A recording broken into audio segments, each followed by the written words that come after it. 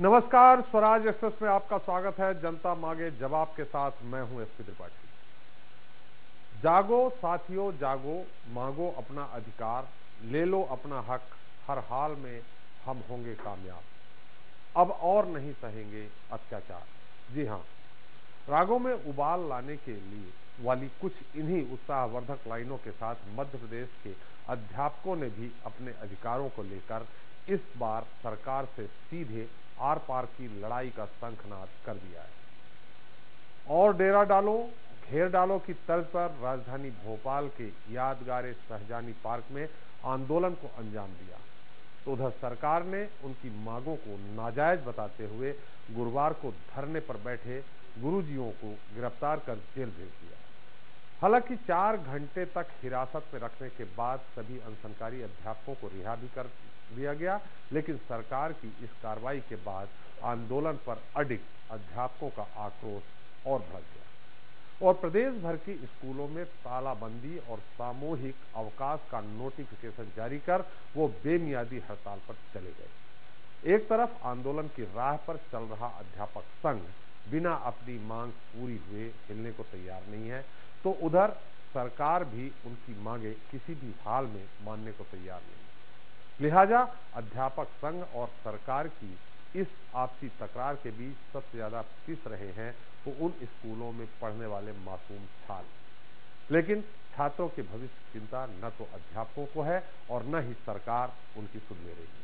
नतीजा, शिक्षक का पतन जारी है। ऐसे में आज चर्चा इसी मुद्दे पर, लेकिन पहले 10 बड़ी खबरें।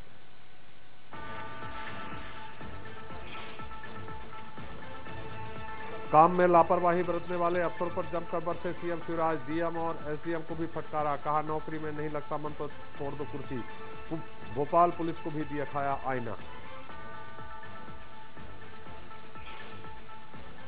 पिटलाबंद मामले में अफसरों से सीएम शिवराज का जवाब तलब, आरोपियों की गिरफ्तारी और पीड़ितों को राहत राशि मुहैया कराने की मांगी जानकारी। अपने दामन पर कभी नहीं लगने दिया दाग, एक समारोह में भावुक हुए राज्यपाल रामनिवास यादव का बयान, कहा व्यवसायिक परीक्षा मंडल मामले में मुझे बदनाम करने की हुई कोशिश। सूखा राहत कोष में 1 महीने का वेतन जमा करेंगे छत्तीसगढ़ के विधायक। सीएम रमन सिंह ने की अपील, नेता प्रतिपक्ष टीएस सिंहदेव से भी मांगा सहयोग। छत्तीसगढ़ में अगले सत्र से होगा 56 शिक्षकों का सम्मान, पुरस्कार राशि भी 11 से बढ़ाकर होगी 21,000। शिक्षकों के सम्मान समारोह में सीएम रमन ने किया ऐलान। दिल्ली के बाद अब मध्य प्रदेश पर आपकी नजर। दिसंबर में अरविंद केजरीवाल भोपाल में करेंगे सभा, आप पार्टी के संगठन का होगा विस्तार। शिवपुरी जिला अस्पताल में महिला के साथ बलात्कार की कोशिश, 2 सफाई कर्मियों ने महिला के पति को भी पीटा, बच्चे का इलाज कराने पहुंचे थे दंपति। भोपाल को शर्मसार करने वाले बदमाशों का निकाला जुलूस, घटनास्थल में एमपी नगर थाने को लेकर पहुंची पुलिस, चलती बस में महिला से गैंगरेप का आरोप। बस्तर में लगातार बारिश से कई गांवों में बाढ़, पूरे नार में एक व्यक्ति की पानी में डूबने से मौत, राहत और बचाव काम में सुस्त है प्रशासन। और फिल्म MSD2 को लेकर रायपुर में विरोध प्रदर्शन का दौर जारी, फिल्म पर रोक लगाने की मांग, बाबा राम रहीम पर आदिवासियों की भावनाएं आहत करने का आरोप।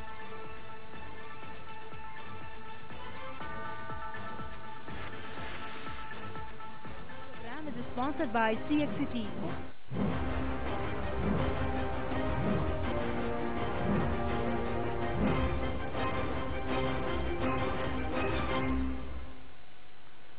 तो बच्चों का भविष्य गढ़ने वाले अध्यापक आज अपने ही असुरक्षित भविष्य को लेकर सरकार के खिलाफ सड़कों पर है। उनका कहना है कि सरकार उनके साथ सौतेला व्यवहार कर रही है।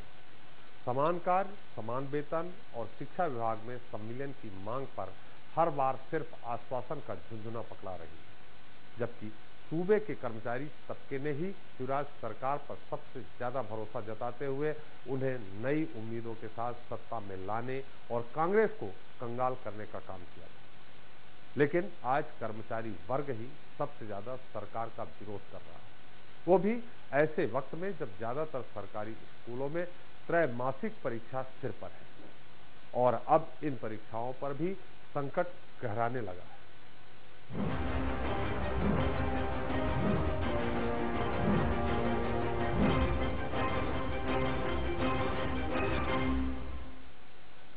तो मध्य प्रदेश में शिक्षा विभाग और अध्यापन की रीढ़ कहे जाने वाले अध्यापकों में इन दिनों समान वेतन की जंग का जुनून सिर चढ़कर बोल रहा है।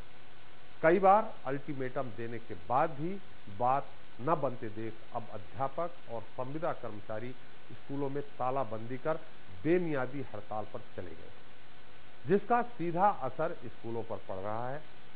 विद्यार्थी तो समय पर स्कूल में पहुंच रहे हैं, मगर शिक्षक हड़ताल पर होने से कक्षाएं नहीं लग रही। उधर सरकार की ओर से शिक्षकों को सख्त चेतावनी भी दी जा चुकी है कि हड़ताल में शामिल होने वालों का वेतन काटने के साथ ही कानूनी कार्रवाई भी की जाएगी, लेकिन इसका भी कोई असर हड़ताली शिक्षकों पर नहीं हुआ।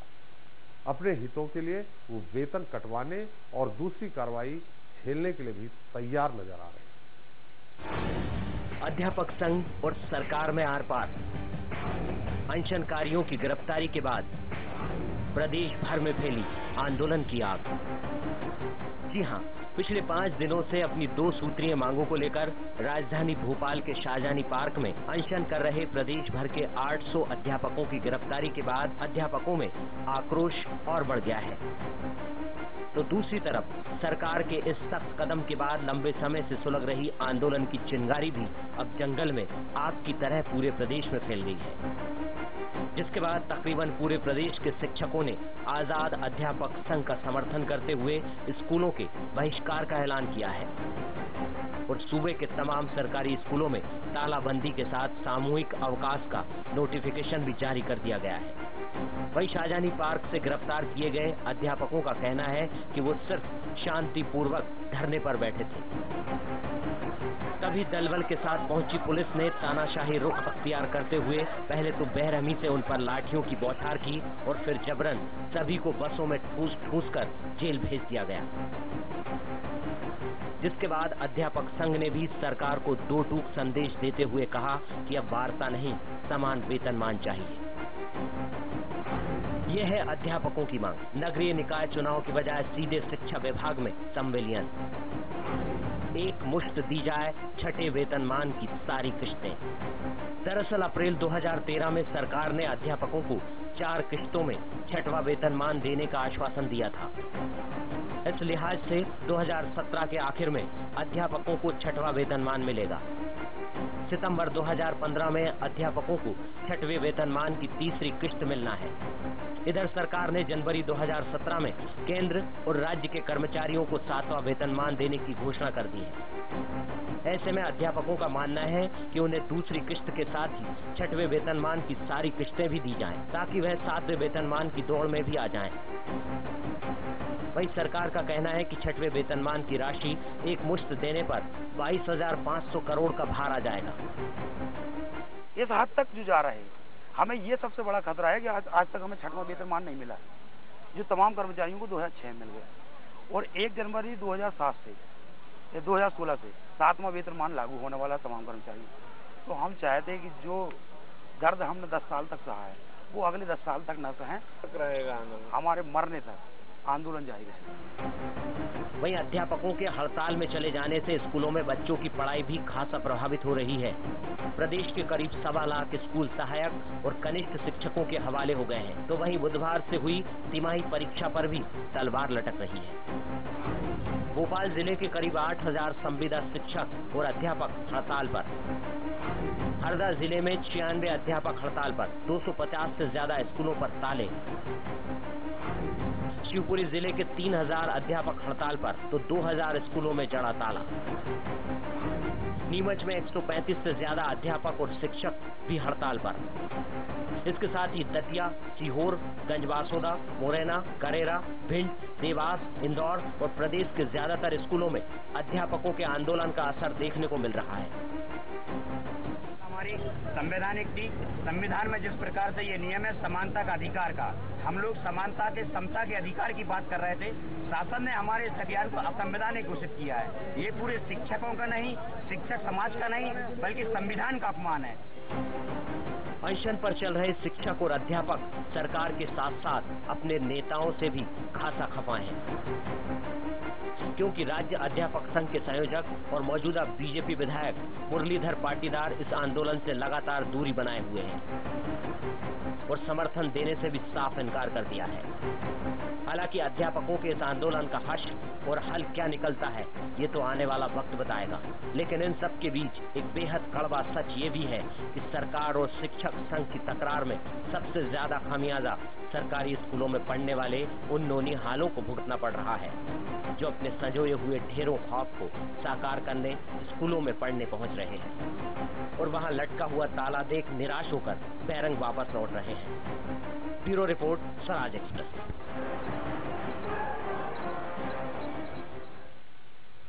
तो जब शिक्षक संघ और सरकार की तकरार में पिसने लगे हजारों होनहार छात्र, हक के लिए हड़ताल को ही मान लिया जाए एकमात्र हथियार और फिर भी गुरुओं की गुहार ठुकराई जाए बार बार, तो सवाल उठते।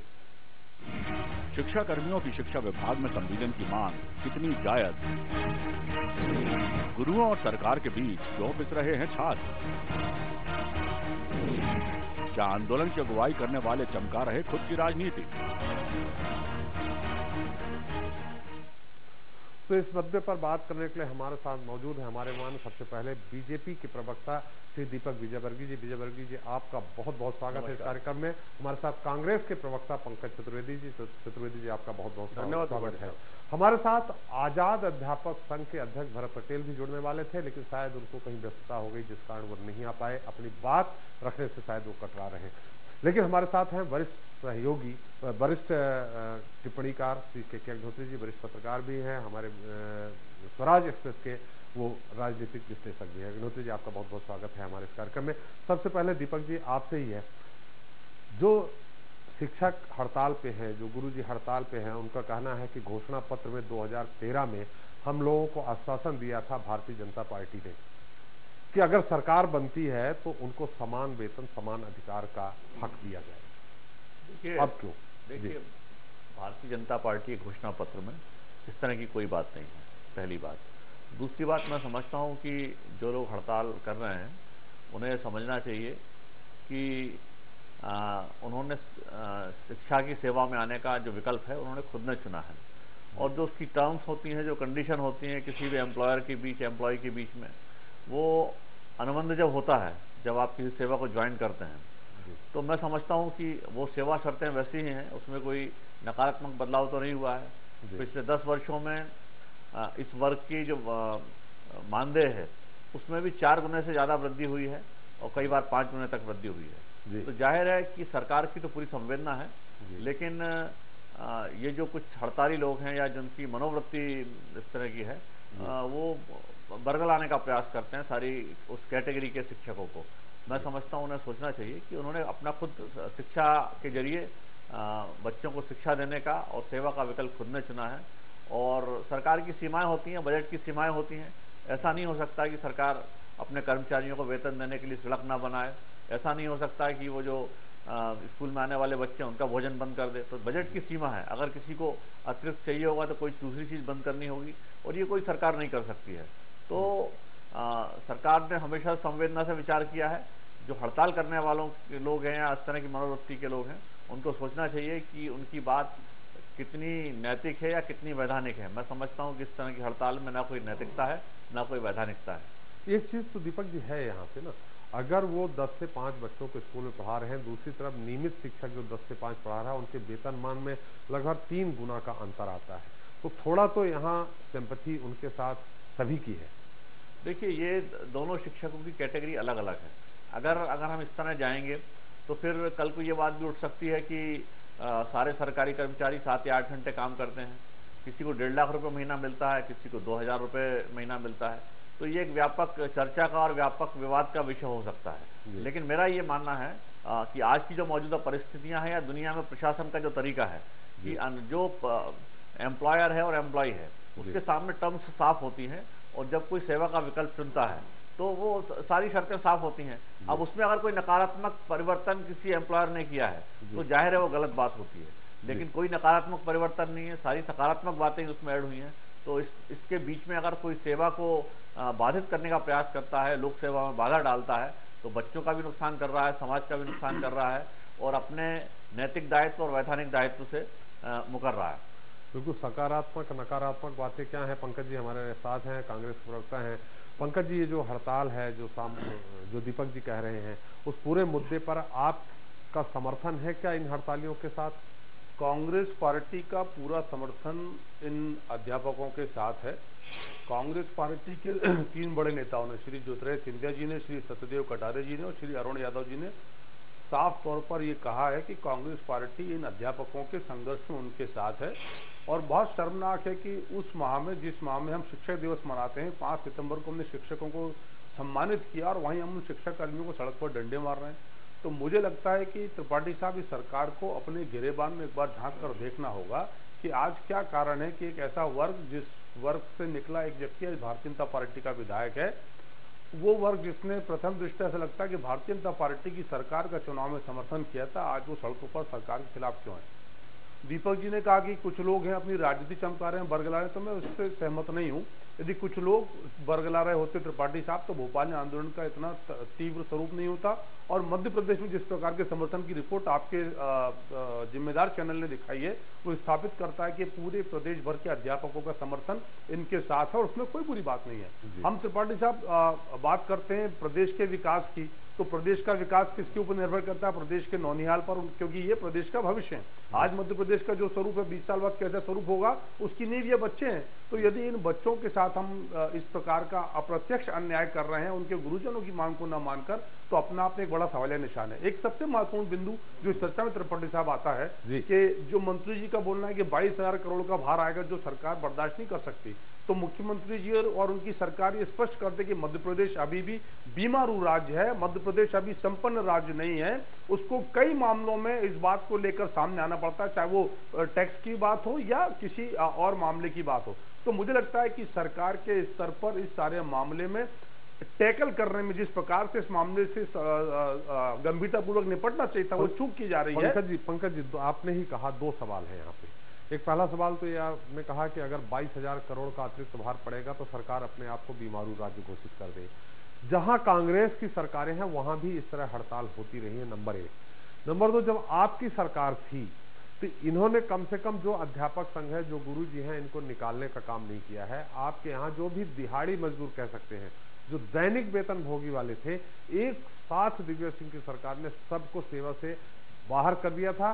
कोई सब्जी का ठेला लगा रहा था तो कोई किसी होटल में काम करने लगा। मैंने खुद इस स्थिति, इस भयावह स्थिति को मैंने भोपाल की सड़कों में देखा। त्रिपाठी साहब, आपको, मुझे लगता है आपको गाड़ी कार चलाना आती होगी जी, तो आप कार चलाते समय आगे देखते हैं या पीछे देखते हैं?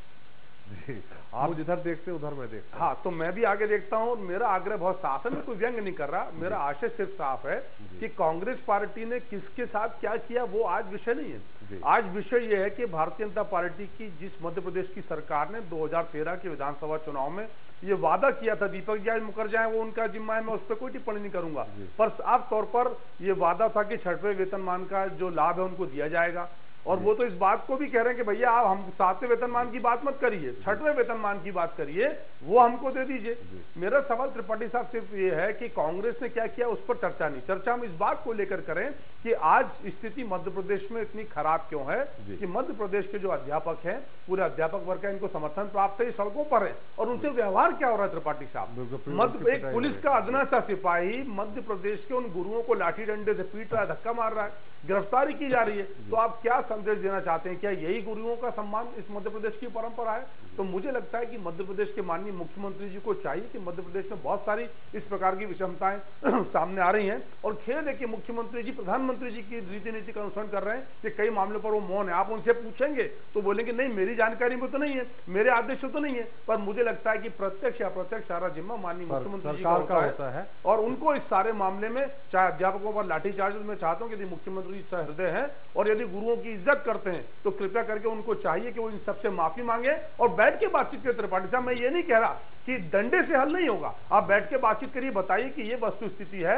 आपकी ये मांग जायज है, ये मांग नाजायज है, इसमें समय लगेगा 1 वर्ष 2 वर्ष का, कुछ तो सार्थक संवाद करेंगे तो नतीजा निकलेगा। लेकिन डंडा मारने से, गिरफ्तारी करने से बात और बिगड़ेगी और मामला और बिगड़ेगा। बिल्कुल पंकज जी, हम आपकी चतुराई या आपकी वाकपटुता को मैं सलाम करता हूं कि आप कुछ मुद्दा कोई भी हो, टेढ़ा मेढ़ा रास्ता हो, घूमो फिरो, लेकिन मुख्यमंत्री तक आपका रास्ता पहुंच ही जाता है। आपको मैं सलाम करता हूं। हमारे साथ कई दर्शक हैं जो अलग अलग अपना सवाल करना चाहते हैं। सबसे पहले शिवपुरी से मयंक सोनी जी हैं। मयंक जी, अपना स्वागत है आपका इस कार्यक्रम में, अपना सवाल करें। जी जी सर, मेरा सवाल है बीजेपी प्रवक्ता दीपक जी से है। मैं ये जानना चाह रहा हूँ कि जो शिक्षा कर्मियों पे अभी लाठीचार्ज हुई है और जो है एक पुलिसकर्मी जो शिक्षक जो नीचे डला हुआ है और उसके सिर पे जूते रख करके खड़ा है, उसके खिलाफ में ये क्या कार्रवाई करेंगे? दूसरा मेरा सवाल ये है कि ये जो कह रहे हैं 22,000 करोड़ का खर्च आएगा, तो मेरा इनसे मानना है कि जब ये विधायकों की तनख्वाह आपस में बढ़ाते हैं बैठ करके, तब क्या इनको वित्तीय विभाग की स्वीकृति लेने की जरूरत नहीं पड़ती? और ये अपना जो वेतन है वो बिना वित्तीय विभाग की स्वीकृति के सारे एकजुट के होकर कैसे बढ़ा लेते हैं? जी ठीक है, आपका सवाल आ गया है, लेकिन दीपक जी ये बोलेंगे जब मैं विधायक बनूंगा तब उस मुद्दे पे बात करेंगे। लेकिन आपका जो पहला सवाल है उसका उत्तर जरूर हम दीपक से, जो आजकल इस समय सोशल वेबसाइट पे भयंकर सोशल उसमें बहुत चल रहा है मीडिया में कि एक शिक्षक है और पुलिस वाला उस पर पैर रखे, तो दीपक जी आपने भी देखा होगा, उसका हम आपसे उत्तर लेंगे। लेकिन हम 2 और दर्शकों से अपने सवाल ले लेते हैं। खाते गांव से हमारे साथ विजय जी हैं। विजय जी, आपका स्वागत है इस कार्यक्रम में, अपना सवाल करें, संक्षेप में सवाल करें। सवाल मेरा ये है कि प्रदेश में एक मुर्गी मर जाती है तो 300 रुपए, बकरी मर जाती है तो 3,000 रुपए, भैंस मर जाती है तो 30,000 रुपए की मुआवजा राशि है। परंतु अगर एक शिक्षक मर जाता है, अध्यापक संवर्ग का मर जाता है, तो उसका 1 रुपए भी नहीं मिलता दाह संस्कार करने के लिए। ये कैसा शिवराज सरकार है? 1 रुपए किलो का गेहूं बांट रही है, छठा वेतन के लिए लाठी दे रही है, या तो हमारा छठा वेतन नहीं दे तो हमें कम से कम 1 रुपए किलो के गेहूं के लिए कूपन बनवा देगी। बिल्कुल, आपका सवाल बहुत अच्छा विश्लेषण भूमिका आपने बनाई है अपना सवाल करने के लिए। दीपक जी, हम आपके पास फिर आएंगे। एक और हमारे साथ दर्शक है दतिया से मनोज जी। मनोज जी, आपका स्वागत है इस कार्यक्रम में, अपना सवाल करें, थोड़ा संक्षेप में सवाल करें। हाँ सर, मैं ये पूछना चाह रहा हूँ। हेलो सर जी, सवाल करें।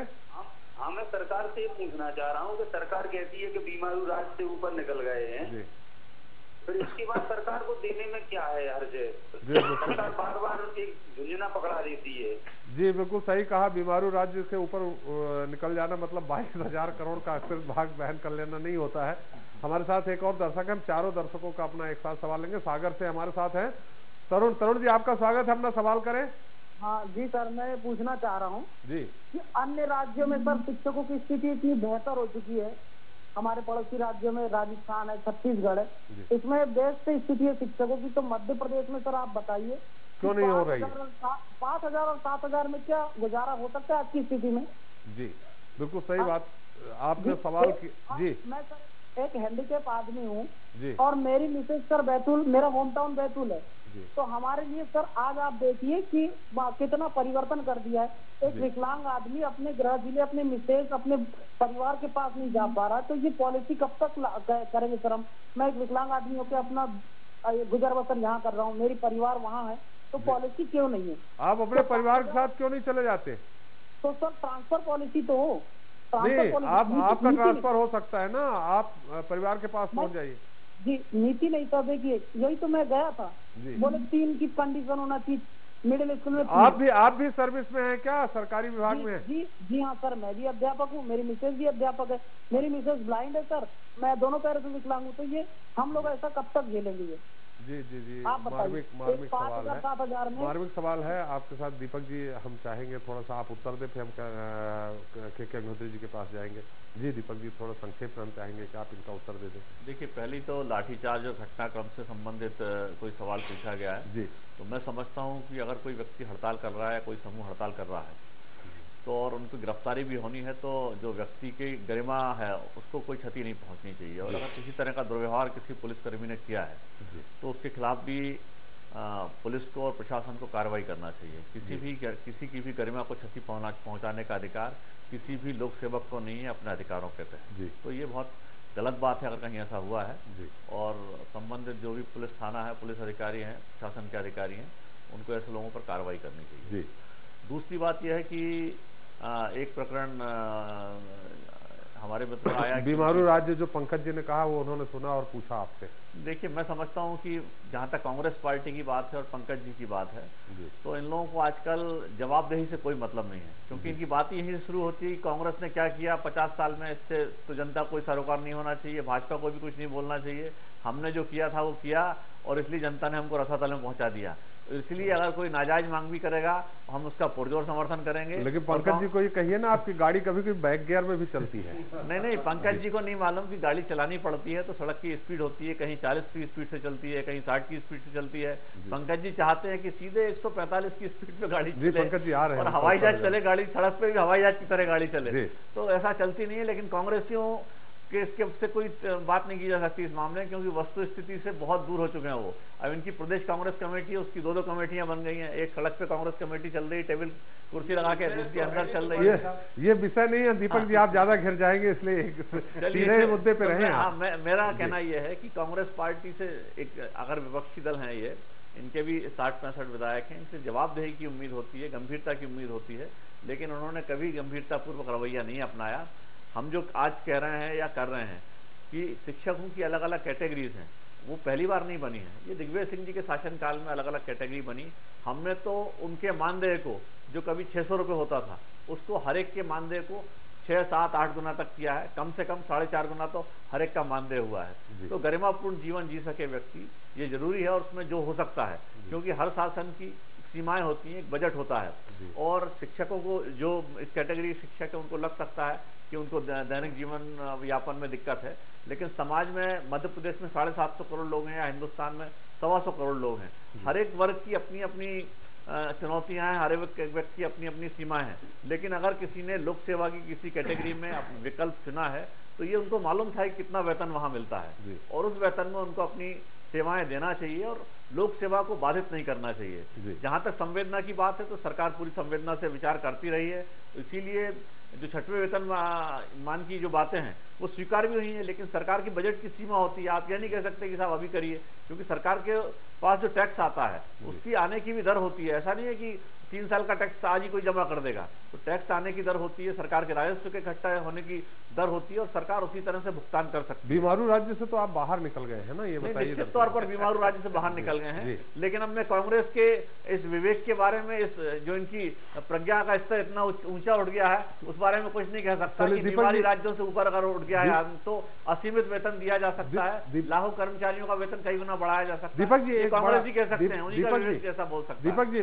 माफ करिएगा, मैं एक बड़ा मुद्दा यहाँ ये है कि जिसमें न कोई अतिरिक्त भार आना है, न ही कोई अन्य आपको नियम में परिवर्तन करना है। कम से कम एक जो सागर से सवाल आया था, ऐसे मुद्दों पे जो वाकई मानवीय संवेदनाओं को कचोटते हैं, कहीं चूटते हैं मानवीय संवेदनाओं की, तो उसमें अगर विकलांग वहां पे है और यहाँ पे है, पति पत्नी है, तो उनका स्थानांतरण नीति में तो परिवर्तन हो सकता है। ये संभवतः आपकी सरकार है, आप सिफारिश कर सकते हैं इस बात में। निश्चित तौर पर ये परिवर्तन होना चाहिए, ये मानवीय दृष्टि से भी जरूरी है, और अगर सामान्य वर्ग के भी हैं और पति पत्नी अलग अलग हैं तो उनको इस स्थान पर पदस्थ होना चाहिए।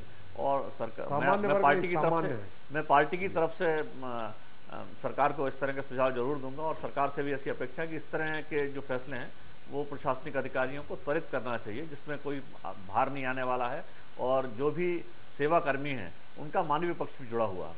चलिए, हमारे सागर के दर्शक को हमारे स्वराज एक्सप्रेस के माध्यम से जो आश्वासन मिला है, भारतीय जनता पार्टी की तरफ से आश्वासन मिला है, कम से कम हमारे उन दर्शकों को मैं आपको धन्यवाद देता हूं, आपको बधाई देता हूं कि आपको ये आश्वासन मिला है। केके जी, आपने हमारे कांग्रेस प्रवक्ता को भी सुना, दीपक जी को भी सुना, इस पूरे मुद्दे पे आपका क्या कहना है? पंकज जी हम आपके पास आ रहे हैं, आप आना चाहते हैं, लेकिन केके जी की थोड़ा यहाँ विशेष टिप्पणी जरूरी हो गई। त्रिपाठी जी, मैं व्यक्तिगत रूप से स्वास्थ्य और शिक्षा 2 विषयों पर हड़ताल के पुरजोर विरोध में हूँ, क्योंकि स्वास्थ्य और शिक्षा 2 ऐसे विषय हैं जिसमें सरकार को अपने कर्मचारियों को हड़ताल में जाने से रोकने के लिए कोई ऐसा आयोग या कोई ऐसी समिति या कोई ऐसी कोई व्यवस्था बनानी चाहिए जिससे कि इस वर्ग के अधिकारी कर्मचारी हड़ताल पे न जा पाए और उनके जो समस्याएं हैं उनको ऊपर ही ऊपर सुलझा दिया जाए, ताकि उनकी, क्योंकि देखिए जूनियर डॉक्टर स्ट्राइक पे जाते हैं तो सबसे ज्यादा परेशानी मरीजों की होती है जी। और शिक्षक वर्ग यदि हड़ताल पे जाता है तो सबसे ज़्यादा परेशानी जो है छात्रों की होती है, जिनके भविष्य को लेकर के हम सब, आप सब, सरकारें, सारे लोग चिंतित रहते हैं। जी। दूसरा एक जो सबसे बड़ा एक ग्लोबल फिनोमिना है आजकल कॉन्ट्रैक्चुअल सर्विसेज का, तो कॉन्ट्रैक्चुअल सर्विसेज जिस तरह से तेजी से भारत में भी बढ़ रही हैं, सरकारी जो अधिकारी हैं, कर्मचारी हैं, या निजी कंपनियों में जो अधिकारी कर्मचारी परमानेंट हैं, स्थायी हैं, उनके काम के आकलन को देखते हुए जैसे धीरे धीरे ये पूरा ग्लोबल फिनोमिना बदला है कॉन्ट्रैक्चुअल सर्विसेज का, उसका कारण यह है कि समय समय पर उनके काम का आकलन किया जाता है और काम के आकलन के अनुसार उनका कॉन्ट्रैक्ट बढ़ाया जाता है या उनके कॉन्ट्रैक्ट को समाप्त किया जाता है ताकि बेहतर कर्मचारियों को आगे लाया जा सके। लेकिन इसमें एक फायदा ये भी है कि कई बार कॉन्ट्रैक्चुअल सर्विसेज वालों को सैलरी नियमित लोगों से भी अच्छी मिलती है और कई बार नियमित कर्मचारियों से बहुत दोयम दर्जे की सैलरी मिलती है। दोनों प्रकार की स्थितियां हैं कि जो कॉन्ट्रैक्चुअल सर्विस में आ रहा है आदमी, उसकी बार्गेनिंग की कैपेसिटी क्या है। तो ये जो सारी परिस्थितियां हैं, ये जो सब स्थितियां हैं, तो इसको देखते हुए, क्योंकि ये कॉन्ट्रैक्चुअल सर्विसेज का ही एक मामला है, अध्यापक संवर्ग या संविदा शिक्षक की जहां तक बात हो रही है, तो सरकार को ऐसी कोई व्यवस्था स्वास्थ्य और शिक्षा के क्षेत्र में कम से कम करना चाहिए ताकि इनको हड़ताल पे जाने की जरूरत ना पड़े। क्योंकि जी यहाँ एक बड़ा सवाल ये उठता है, जैसे दीपक जी ने कहा कि आप जो हमारी नियम थे, उस नियम के तहत जो आपका वेतन था, जो आपके सुविधाएं थी, उसके अनुसार ही हमने आपको अप्लाई करने की अनुमति दी थी या हमने आपको मांगा था। आपने उन शर्तों पे यहाँ ज्वाइन करने आए हैं। जब आपने उन शर्तों पे यहाँ काम करना शुरू कर दिया है तो उसके बाद फिर हड़ताल क्यों?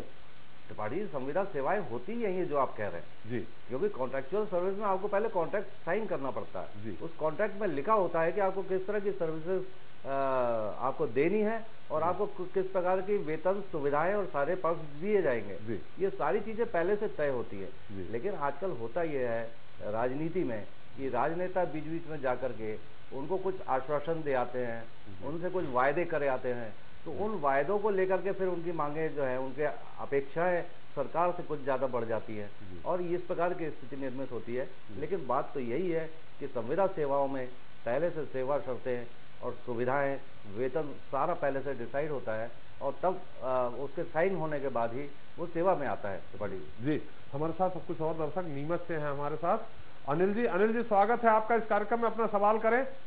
हाँ, मेरा सवाल ये है दीपक जी से, 95 से एक शिक्षा कर्मी लगा हुआ है और आज 2015 हो गए उसको सर्विस करते करते, और बहुत सारे साथी हमारे अभी से रिटायरमेंट हो गया है, परंतु न तो उनको ग्रेजुएटी मिलती है, न पेंशन मिलती है, न बीमा का कुछ मिलता है। इस स्थिति में उसका फ्यूचर क्या रहेगा जी? इसका शासन ने इस बारे में कभी उसने विचार किया है? कभी इस बारे में जो लोगों का भविष्य बनाता है, बच्चों का भविष्य बना, उसका भविष्य ही नहीं है। तो अब आज यदि मैं रिटायरमेंट हो जाता तो मुझे कुछ भी नहीं है और मेरे साथ में जो 43,000 रुपए मिलते हैं। चलिए, बहुत लंबा हो गया आपका सवाल। हम आपके प्रतिनिधि हमारे साथ आ गए हैं, भरत पटेल जी, जो अध्यक्ष है शिक्षक संघ के। पटेल जी, आपका बहुत बहुत स्वागत है। आपकी तरफ से पटेल जी जरूर सवाल करेंगे। हमारे साथ एक और दर्शक है रायपुर से, अशोक जी, आपका स्वागत है इस कार्यक्रम में, अपना सवाल करें। नमस्कार, मैं अशोक पांडे बोल रहा हूँ। मैं ये बोल रहा हूँ कि जो ये ESIC हम धारक हैं, जो राज्य कर्मचारी बीमा निगम के साथ में आता है जी, ये पहले हम लोगों का 6 महीना पहले ट्रीटमेंट जो भी होता था वो कैशलेस बेस पे हो जाता था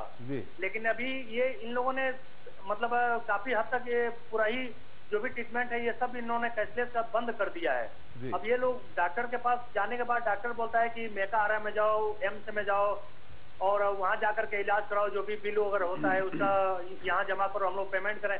इस संबंध में जो इसके जो डायरेक्टर हैं डॉक्टर बसीन जी, जो मंत्रालय में बैठते हैं, उनसे भी मैं जाकर के मैं पूछा। ये मुद्दा आपका अलग है, हमारा मुद्दा यहाँ शिक्षकों को लेकर के है अभी।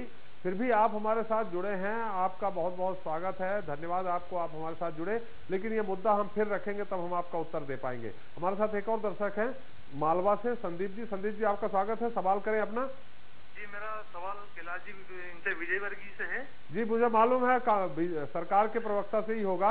अगर आपकी अनुमति हो तो मैं कांग्रेस प्रवक्ता से ले लूं। आप जो सवाल करना चाह रहे हैं तो क्या करना चाहिए? इन्होंने कहा है कि हमारे घोषणा पत्र में इस प्रकार की कोई बात नहीं थी जी।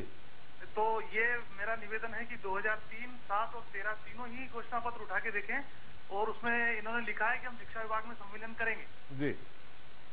और एक और प्रश्न मेरा इनसे ये भी है जी, पिछले 14 साल से यहाँ पर भाजपा की सरकार है एमपी में, और 25 सालों से शिक्षकों का कैडर समाप्त है जी। तो ये सांस्कृतिक राष्ट्रवाद की बात करता है राजनीतिक करने वाला राजनीतिक दल, अगर शिक्षकों की भर्ती ही नहीं करेगा तो 25 साल से क्या है? 25 साल से जी 25 साल से शिक्षकों की भर्ती नहीं हुई है, स्थायी जो शिक्षा विभाग का कैडर है वो खत्म है। जी बिल्कुल, आपने तो इसका पहले हम 10 साल का वो ले लें पंकज जी से। पंकज जी, हम चाहेंगे, मैंने अनुमति भी ली दर्शकों से कि आप ही उत्तर दें, आप ही इसको सलाह दें कि क्या करना चाहिए, और 15 साल निश्चित दीपक जी उत्तर देंगे, लेकिन 10 साल का आप रिवर्स गियर चला के बताइएगा। देखिए 10 साल का आपको भी अनुमति देना। त्रिपाठी साहब, 2-3 चीजें हैं। पहली बात तो ये कि कांग्रेस पार्टी सिर्फ आलोचना करने की पक्षधर नहीं है, और मैंने कांग्रेस के मंच से बहुत सकारात्मक सुझाव दिया कि मुख्यमंत्री जी को चाहिए कि इस विषय को गंभीरता से लें, नंबर 1। नंबर 2, उनसे बातचीत करें, लाठी डंडे से काम नहीं चलेगा। अब इसको आप नकारात्मक समझे तो मैं आप बीजेपी की प्रज्ञा और विवेक पर प्रश्न करता हूं, मेरे मित्र मेरे प्रज्ञा और विवेक की बात कर रहे थे। दूसरा सवाल यह है कि इन्होंने बात करी कि इन्होंने 12 साल 15 साल में 600 से 6000 कर दिया।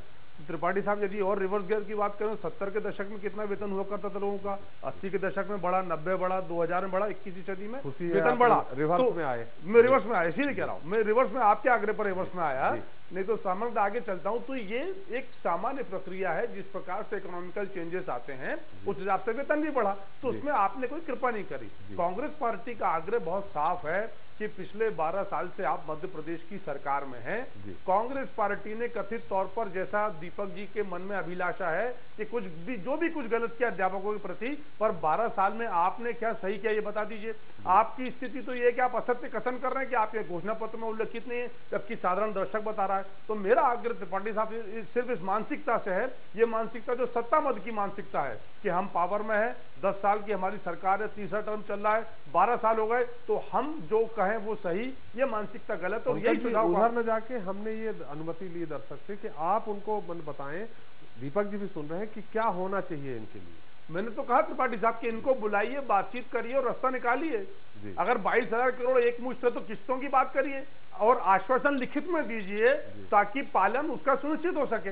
लेकिन तो फिर आप जब बातचीत नहीं करेंगे, आप उनको गिरफ्तार कर रहे हैं, कोई अन्ना से सिपाही उनको डंडे मार रहा है, कोई पैर नीचे डाल के ऊपर लेटा हुआ है, तो ये जो कारण है। और त्रिपाठी साहब, यदि ये बात बहुत साधारण होती, दीपक जी ने कह दिया कि उस पर कार्रवाई होनी चाहिए। त्रिपाठी साहब, वो तो व्यक्तिगत विषय हो गया। मैं सार्वजनिक मांग की बात कर रहा हूं कि जो 6वें वेतनमान की बात है, जिसकी जिक्र भारतीय जनता पार्टी ने अपने चुनाव के दौरान किया था, तो उसको पालन करने में क्या बाधा है, ये बैठ के बात करें। यदि आपकी आर्थिक स्थिति ठीक नहीं है तो उसको स्वीकार करें, लेकिन ये कैसे संभव होगा? आप यदि डंडे मारते रहेंगे तो संभव नहीं है।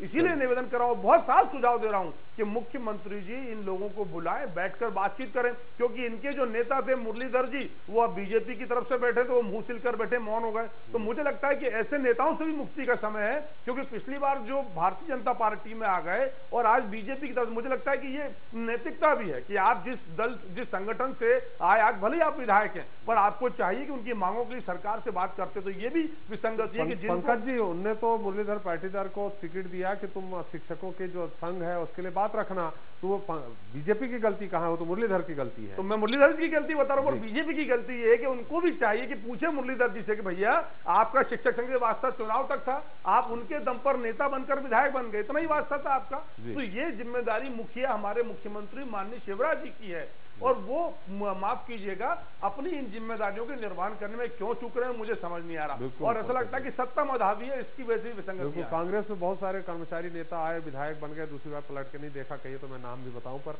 खैर छोड़िए, मुद्दा अलग है। जी जी जी, नहीं, अब हम सीधे चलेंगे, बिल्कुल फोर्थ गियर में चलेंगे, टॉप में। जी दीपक जी, ये एक बात जो अभी पंकज जी ने उठाई है, उसका क्या उत्तर है आपके पास कि एक कम से कम बातचीत कर सकते हैं, उस बातचीत से रास्ता निकाल सकते हैं? अभी तक कोई विशेष प्रतिनिधि या मैंने सरकार की तरफ से कोई गंभीर प्रतिनिधि कोई गया ही नहीं बात करने।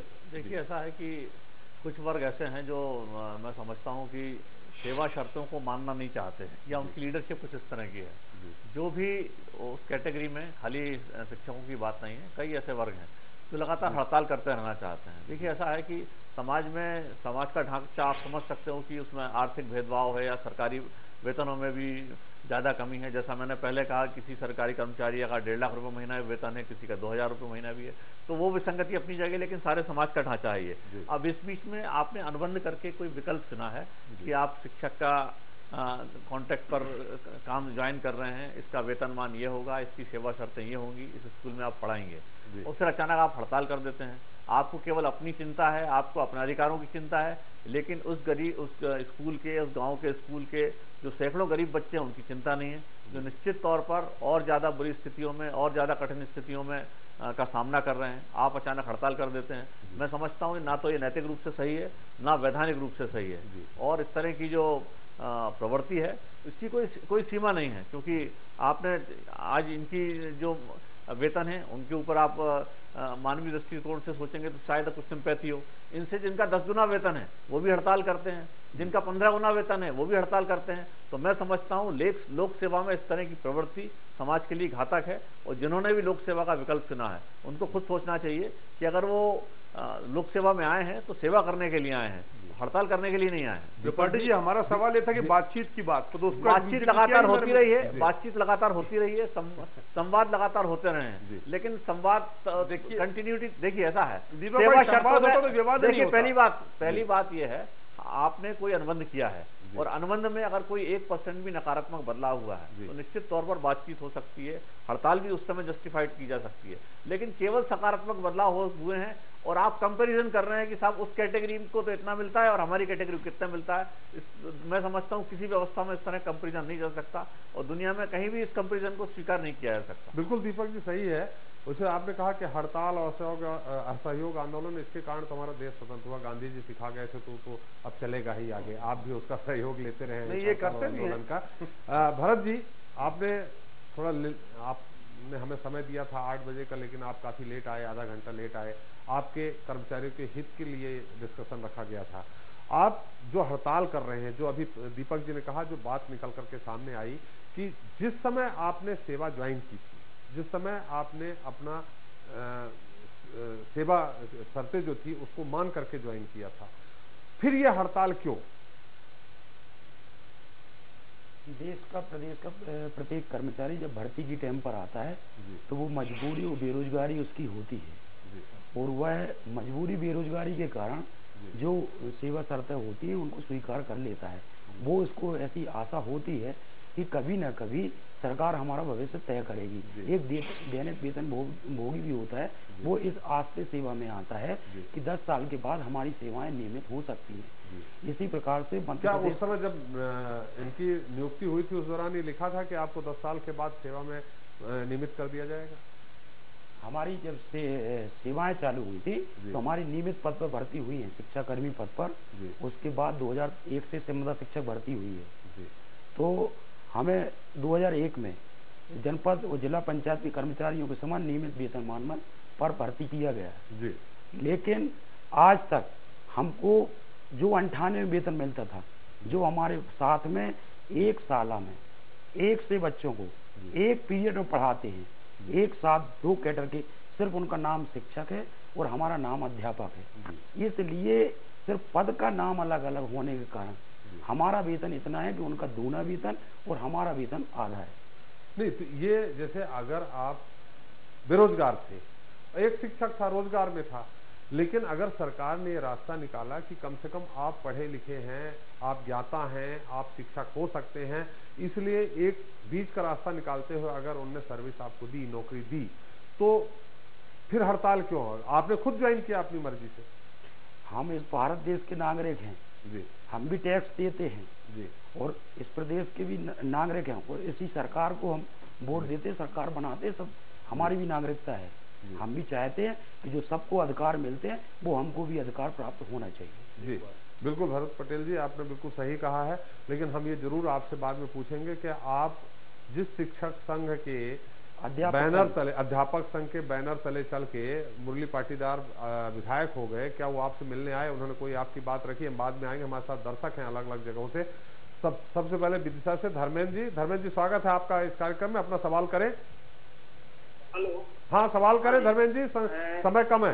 विजय वर्गीय जी से सवाल है मेरा कि जब एमएलए का वेतन बढ़ाने की बात होती है जी, तो ये सारे लोग एक साथ ध्वनि मत से जो है प्रस्ताव पास कर देते। बिल्कुल यूनिवर्स से कांग्रेस भी उसमें साथ रहता है, तो दोनों से सवाल करो ना, कांग्रेस और बीजेपी दोनों से। उत्तर देना चाहूंगा त्रिपाठी साहब इसका। जी। और दूसरा चीज सर, रही बात ये चीज कहने की कि इनकी जो नियुक्ति होती है उस टाइम पे इन लोगों को शर्तें रखी जाती हैं कि आपको ऐसा करना है वैसा करना है, ये ठीक है।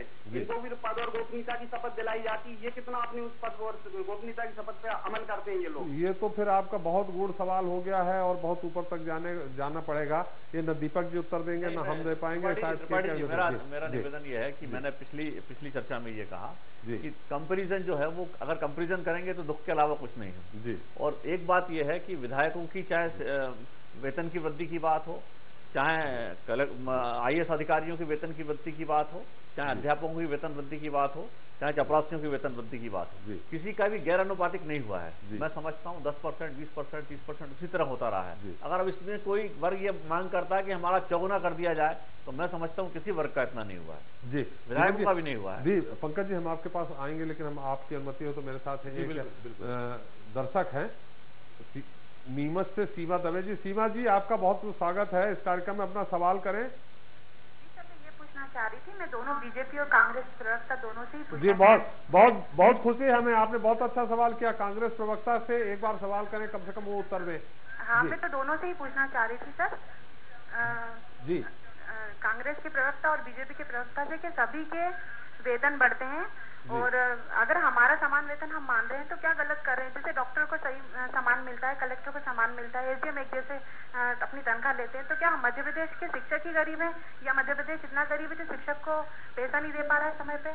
ये कांग्रेस के प्रवक्ता से आपने कहाँ सवाल किया? वो तो बिल्कुल आपका समर्थन करते सवाल कर रहे हैं ना, तो दोनों में ये चीज बता रही हूँ, अगर कर रहे हैं तो बिल्कुल क्लियर करें। हम लोग चाहते हैं कि हमें हमारा। जी, बिल्कुल सही कहा सीमा जी। बिल्कुल उनसे ये पूछिए, ये व्यवस्था कांग्रेस के शासन में बनाई गई थी।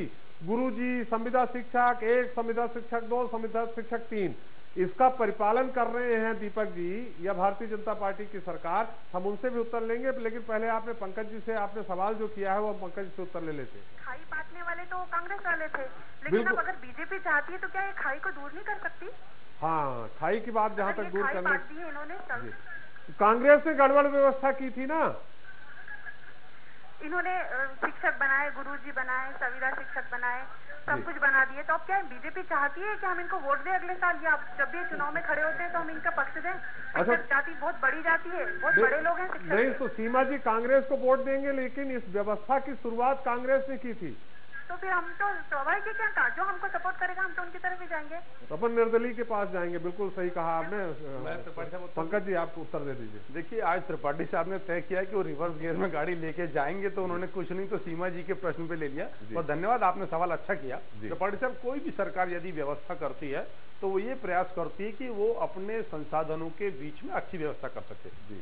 और उस समय और अब 12 साल में कांग्रेस पार्टी, भारतीय जनता पार्टी सरकार से सिर्फ ये जानना चाहती है कि आपको यदि कांग्रेस पार्टी की किसी भी व्यवस्था में, यदि व्यवस्था विशेष की बात करें, विसंगति नजर आ रही तो वो भारतीय जनता पार्टी की सरकार बता दे कि 12 साल में उसने विसंगति दुरुस्त करने के लिए क्या किया। सिर्फ आश्वासन के। और सीमा बहन ने बिल्कुल ठीक कहा कि समान काम समान वेतन की बात होती है। आज जो OROP का मामला है वो भी इसी प्रकार का, 1 रैंक 1 पेंशन। तो यहाँ जब यदि 10 से 5 तक जो हमारे ये अध्यक्ष साहब कह रहे हैं, भरत पटेल जी, कि 10 से 5 तक दोनों लोग एक ही प्रकार का काम कर रहे हैं, उन्हीं विद्यार्थियों को पढ़ा रहे, तो यदि व्यवस्था तो आपकी दी हुई है पार्टी साहब, फिर तो मैं कहाँ इनकार कर रहा हूँ उससे। मेरा मानना है कि यदि उस व्यवस्था में विसंगति है तो भारतीय जनता पार्टी की जिम्मेदार सरकार, भारतीय जनता पार्टी की वो सरकार जिसने मध्य प्रदेश को बीमारू से सुचारू कर दिया, वो इस व्यवस्था में विसंगति दूर क्यों नहीं कर पा रही? एक बात, क्या डंडे मार के ये व्यवस्था सुधारी जाएगी? तो मेरा निवेदन सिर्फ ये कि कांग्रेस पार्टी पर जो लोग उंगली उठाते हैं, आपकी तरफ इशारा नहीं कर रहा हूं मैं, मेरे बीजेपी के मित्र की बात कर रहा हूं, क्योंकि आपका उत्तरदायित्व। हम आपको उंगली क्यों उठाएंगे? नहीं, आपने बीमारों से सुचारू बताया, आपने भारतीय जनता पार्टी से। मैं इनके दावे की बात कर रहा हूँ, मैंने नहीं किया त्रिपाठी साहब, मैं इनके दावे की बात कर रहा हूँ कि सुचारू राज्य में स्थिति है कि आज मध्य प्रदेश का सबसे महत्वपूर्ण विभाग, क्योंकि फिर आग्रह करूंगा कि शिक्षा वो विभाग है, चाहे वो प्राथमिक हो, माध्यमिक हो, उच्च शिक्षा हो, ये मध्य प्रदेश थोड़ा आप बात कर रहे हैं। सबसे महत्वपूर्ण विभाग परिवहन है, सबसे महत्वपूर्ण विभाग एक्साइज है, सबसे महत्वपूर्ण विभाग कंप्यूटर। ये माल कमाने के लिए त्रिपाठी साहब, मैं माल बनाने की बात कर रहा हूँ। हम ऐसे प्रोडक्ट की बात कर रहे हैं कि जिससे मध्य प्रदेश अच्छा हो। जिनकी आपने जिक्र किया वो माल कमाने के विभाग हैं, पर वो अलग विषय है, उस पर अलग चर्चा करेंगे। पर मैं ऐसे प्रोडक्ट की बात कर रहा हूं जो मध्य प्रदेश की बात करें। मुख्यमंत्री जी बात करते हैं मेक इन मध्य प्रदेश, फिर मुख्यमंत्री तक पहुंच गए आप, तो किस पे जाऊं त्रिपाठी साहब? माननीय देखिए सरकार किसकी है? माननीय मुख्यमंत्री उमाशंकर जी के पास जाइए, दीपक जी के पास देखिए। उमाशंकर जी दीपक जी की तो आपस में लड़ने भिड़ने से फुर्सत नहीं, इसीलिए ये विसंगति आपने बहुत अच्छा जिक्र किया कि यदि इन दोनों मंत्रियों में, इन दोनों सम्मानीय मंत्रियों में तालमेल होता तो आपको नया मुद्दा मिल गया। नया मुद्दा नहीं त्रिपाठी साहब, आपको साधुवाद किया। आप मुद्दों को लेकर आते हैं चर्चा में, और इसीलिए आपकी चर्चा बड़ी लोकप्रिय है, तमाम प्रकार के दर्शक बात करते हैं, अनूठा प्रयोग है। तो निश्चित तौर पर एक गंभीर चिंता का विषय कि यदि मान लीजिए माननीय मुख्यमंत्री जी अति व्यस्त है, मध्य प्रदेश के निर्माण में लगे हैं, कथित तौर पर सुचारू होने में लगे हैं, तो उमाशंकर जी, दीपक जोशी दो विभागीय मंत्री हैं, चर्चा करें। लेकिन सवाल सिर्फ मानसिकता है, ये मानसिकता त्रिपाठी साहब सत्ता मत की मानसिकता बन गई है कि हम जो कहें वैसा करो, नहीं करोगे तो डंडे खाने को तैयार रहो। तो सीमा बहन मैं आपकी बात से सहमत हूं और आपको आश्वस्त कर रहा हूं कि कांग्रेस पार्टी पूरी तरीके से इस आंदोलन में साथ है, और यदि सरकार आपको जगह देने से इनकार करे तो प्रदेश कांग्रेस दफ्तर के दरवाजे खोले, आइए और बैठ के आंदोलन करिए। कार्यकर्ताओं की भीड़ बढ़ाइए, बिल्कुल सही बात कहा है। कार्यकर्ताओं की नहीं, अध्यापकों का आंदोलन है जी। लेकिन पंकज जी ये तो स्वीकार करिए जो सीमा बहन ने कहा। मैं आ रहा हूँ दीपक जी। नहीं पंकज जी ने, दीपक जी नहीं सर, एक आज बहुत जरूरी नहीं दीपक जी जरूरी है। दीपक जी एक सवाल हमारा हो जाने दीजिए, मैं एंकर हूँ तो थोड़ा सा इतना मैं वो ले सकता हूँ आपसे।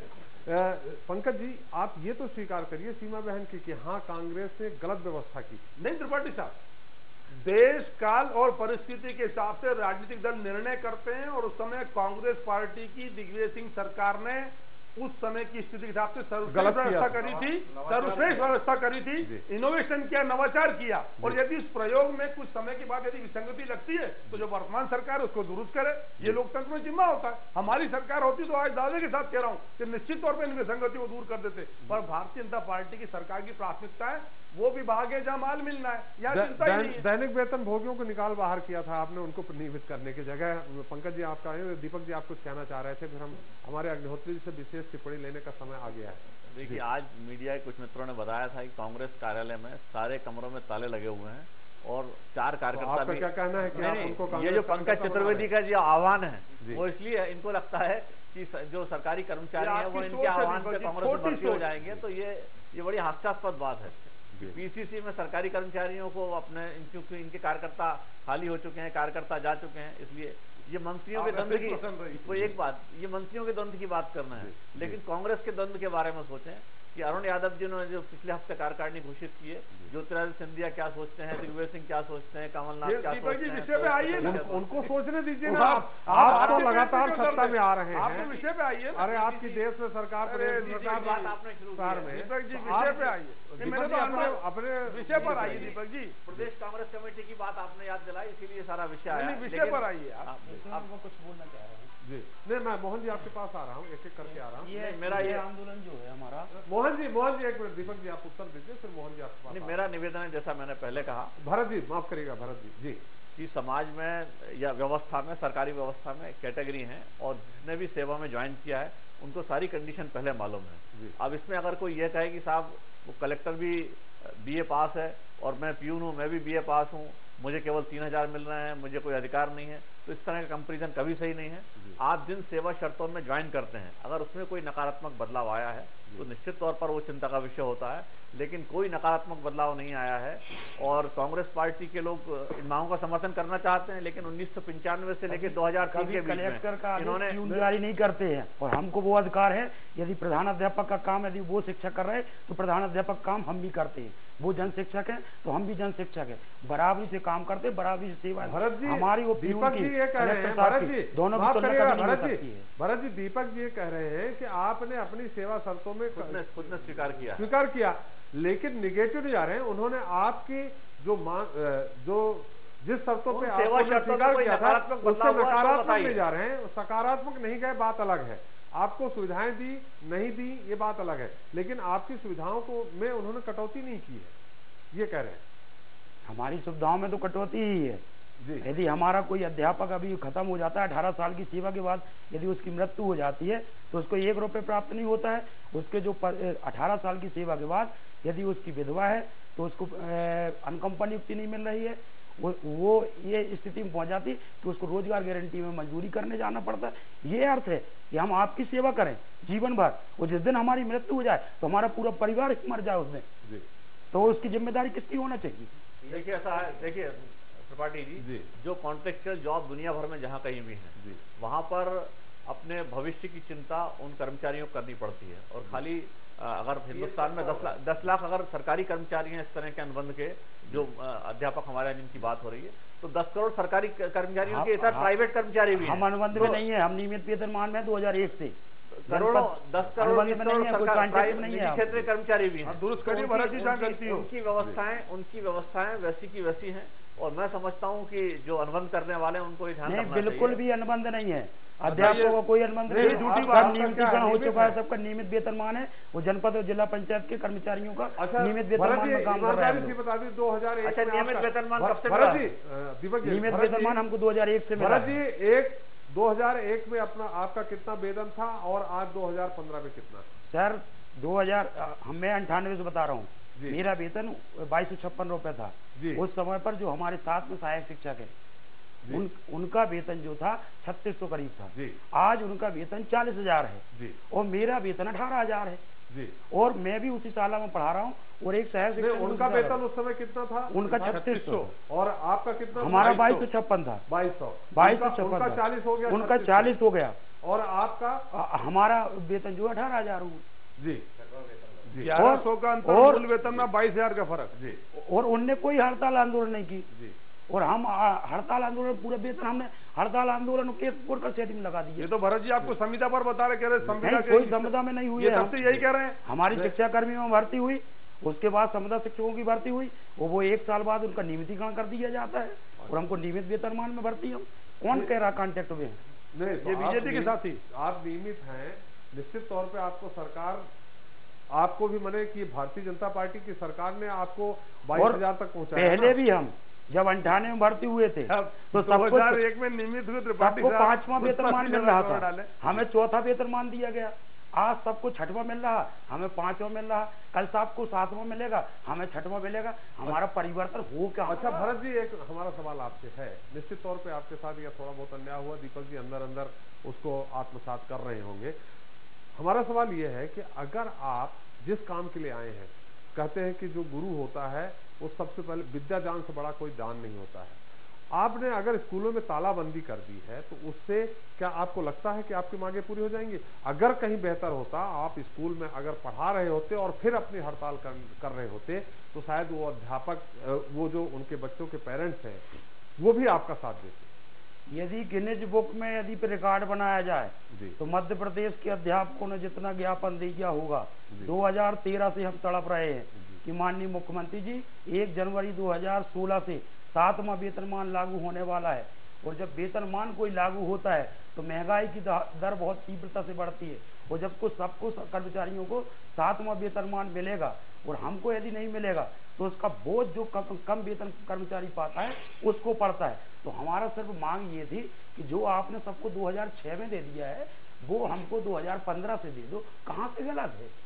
ताकि हमें 31 दिसंबर 2015 तक मिल जाएगा तो हम 7वें वेतनमान के लिए 2026 तक, हमारी अब उम्र नहीं रहेगी आंदोलन हड़ताल। भरत जी, अब हमारा चूंकि समय समाप्त हो गया, इसीलिए मैंने बुलाया था। आपके और बातें कहते और हमारे मन से कहते पूरे प्रदेश, पूरे छत्तीसगढ़ में ये बातें जाती, लेकिन समय समाप्त हो गया है। अग्निहोत्री जी, हम आपकी अंतिम विशेष टिप्पणी चाहेंगे, इस कार्यक्रम की अंतिम टिप्पणी।